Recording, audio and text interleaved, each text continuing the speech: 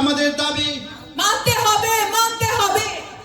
রাষ্ট্রভাষা বাংলা চাই, আমাদের দাবি মানতে হবে, মানতে হবে, মানতে হবে। রাষ্ট্রভাষা বাংলা চাই, বাংলা চাই, বাংলা চাই।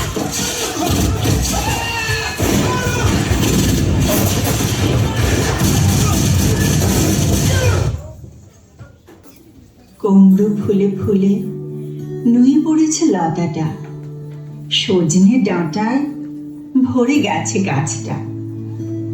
আর আমি ডালের বড়ি শুকিয়ে রেখেছি। খোকা, তুই কবে আসবি, কবে ছুটি? চিঠিটা তার পকেটে ছিল, ছেঁড়া আর রক্তে ভেজা।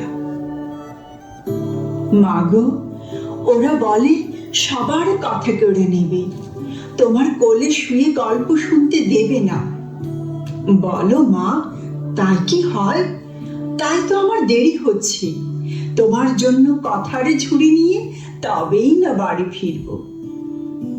লক্ষ্মী মা, রাগ করো না, মাত্র তো আর কটা দিন। পাগল ছেলে, মা পড়ে আর হাসে। তোর উপরে রাগ করতে পারি? নারকেলের চিড়ে কোটে, উড়কি ধানের মুড়কি ভাজে, এটা সেটা আর কত কি। তার খোকা যে বাড়ি ফিরবে, ক্লান্ত খোকা। কুমড়ো ফুল শুকিয়ে গেছে, ঝরে পড়েছে ডাঁটা, পুঁই লতাটা নেতানো। খোকা, খোকা এলি?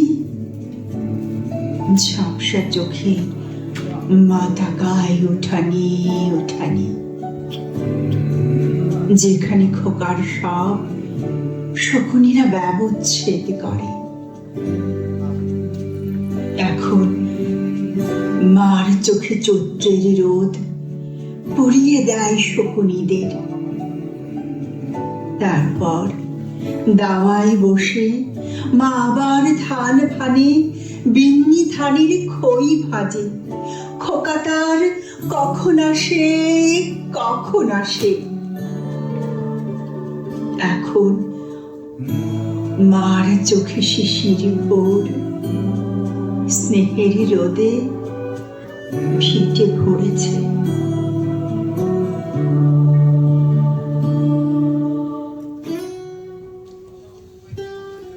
গঠিত হলো রাষ্ট্রভাষা সংগ্রাম পরিষদ।